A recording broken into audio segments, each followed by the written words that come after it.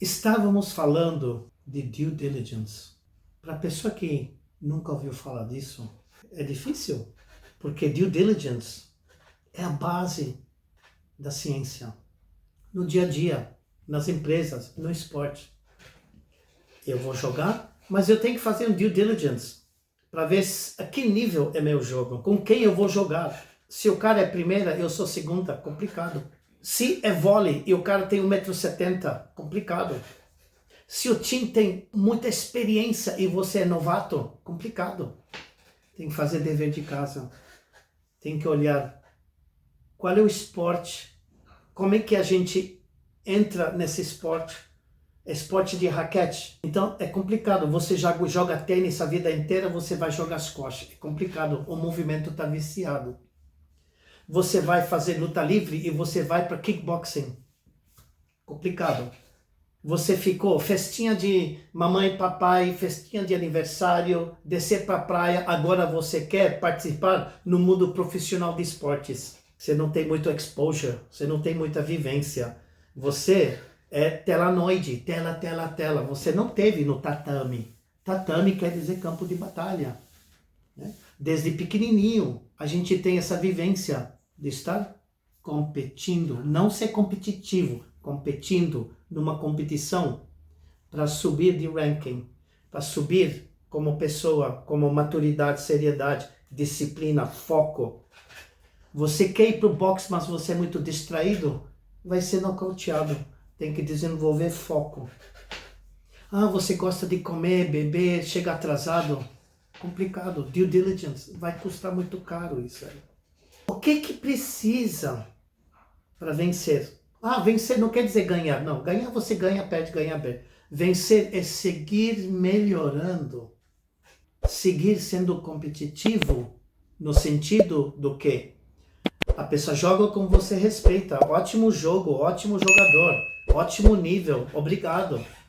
Se você perde rápido, você grita, quebra a raquete, emocionalmente, você não é uma pessoa competente. Não consegue seguir para frente. A gente tem que entender que o jogo ele existiu desde milênios. Ele existiu para preparar a pessoa para o jogo da vida, para a luta da vida, para sobreviver. Porque lá fora é guerra. Sim, existem pessoas que querem aliados, amigos, querem fazer negócios, querem dar uma oportunidade. Hoje saiu a notícia do que o governo da China deu 50 bilhões de dólares para a África para ajudar em criação de empregos, criação de fábricas, portos, estradas, etc. Que bom, né? O que vai acontecer daqui a 10 anos, 20 anos? O cliente chinês vai estar na África, onde a população mais cresce do mundo, onde hoje tem mais pessoas, né? 1,5 bilhão subindo rápido. Eles estão investindo em aliados, não em guerra. A gente percebe que o jogo tem vários tipos de jogo. Tem atletismo, a pessoa fala, isso não é um jogo, é um tipo de jogo, né? Precisa de treinamento, precisa de treinador, precisa de disciplina, tem objetivos, tem regras. Depois tem jogos que as pessoas sabem que é futebol, vôlei, basquete, tênis, squash, tudo isso. Ok. Depois tem luta. Luta não é jogo também.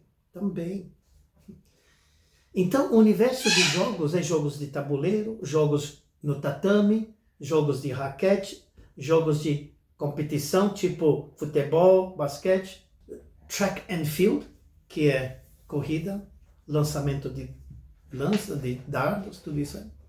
Tudo isso faz parte do universo de jogos. E o mundo inteiro está envolvido. A gente entende que é uma coisa para respeitar. Só que as pessoas esquecem que tem outro universo de estudar Science, Technology, Engineering, Math, de a pessoa conseguir fazer MBAs, fazer estágios. Isso também é um tipo de jogo. Jogo de quê? De preparação técnica, competências, né? De intercâmbios para o jogo do mercado.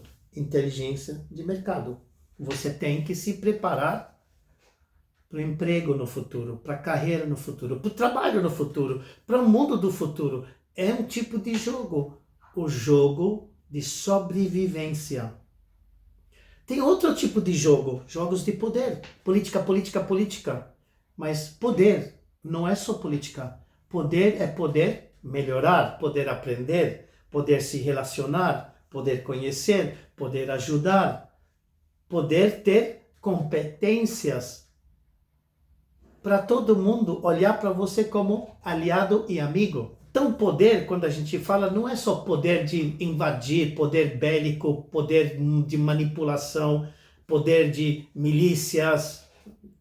O universo do poder é muito vasto.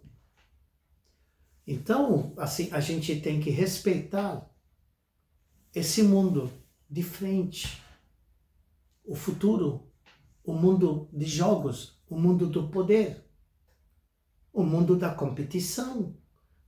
Política é uma competição. Não quer dizer esquerda contra direita, não. Mas grupos rivais lutando pelo poder. Uma vez que alcança poder, eles têm vantagens, lutando por essas vantagens. Aí a gente entende que não dá para ficar de costas para o jogo do poder, o jogo de mercado, para a inteligência, para a investigação, para a competição. Essas coisas são muito importantes.